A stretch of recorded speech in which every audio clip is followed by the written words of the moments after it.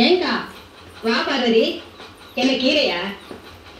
மணி 12 ஆகுது, இன்னும் அவங்க புள்ள தூக்குது. என்ன உடம்பு கிடம்பு சரியில்லையா? உடம்பு சரியில்லாம எவ்வளவு அட்னக்கால் போட்டு தூங்குவாரடி, எல்லாம் கொழுப்புடி. அந்த கன்றாவிய நீ ஏன் கேக்குற? சாயந்தரம் 6 மணி ஆனா போதும், கத்தல குண்டுல இருந்து திண்டுக்கலுக்கு 2வது ஆட்டம் படம் பார்க்க போயிடுறான். காலையில வர்றான், திங்க வேண்டியது தூங்க வேண்டியது, மறுபடியும் படம் பார்க்க போயிடுறான். அதுலயும் எம்ஜிஆர் படம் விடவே மாட்டேங்கிறான். ஒரு படத்தை ஒரு மனுஷன் ஒரு தடவை பார்க்கலாம், 2 தடவை பார்க்கலாம். இந்த பாவி 40 தடவை பாக்குறாண்டி. 10 மாசம் சுமந்து பெற்றதுக்கு 10 பைசா கூட பிரயோஜனம் இல்ல.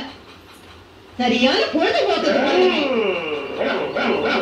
ஏதோ அந்த கூறுகட்ட மனுஷன் 4 ஏக்கரை விட்டுட்டு போனதுனாலதான் அதுல வர்ற நெல்லையும் கம்பையும் வச்சு இவனுக்கு ஆக்கி போட்ட. அதையும் தின்னுட்டு கோயில் மாடு மாதிரி திரியிறான். அதுவும் கோழி குழம்பு இல்லாம திங்க மாட்டாரு மேலரு. இவன் பொறக்கெடுக்கிறதுக்காக போகாத கோயில் இல்ல, சுத்தாத அரசு மரம் இல்ல. அப்படி எல்லாம் போய் இந்த ஒத்தைய பெத்த, அதுவும் நத்தையா வந்து பிறந்து தொலைஞ்சிருக்கு. இவனை 10 மாசம் சுமந்து கஷ்டப்பட்டு பெத்த இந்த வயிற்ற பிறந்தே கொண்டே அடிச்சுக்கிடும்.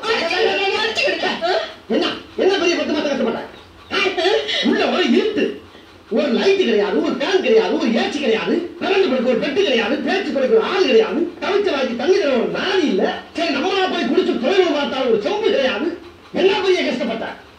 கண்ணை கட்டி காட்டுக்குள்ள விட்ட மாதிரி வடக்கும் தெரியாம கிழக்கும் தெரியாம செலுத்தாமல் இறந்திருக்கிறாரு. அது எப்படி கிடந்த?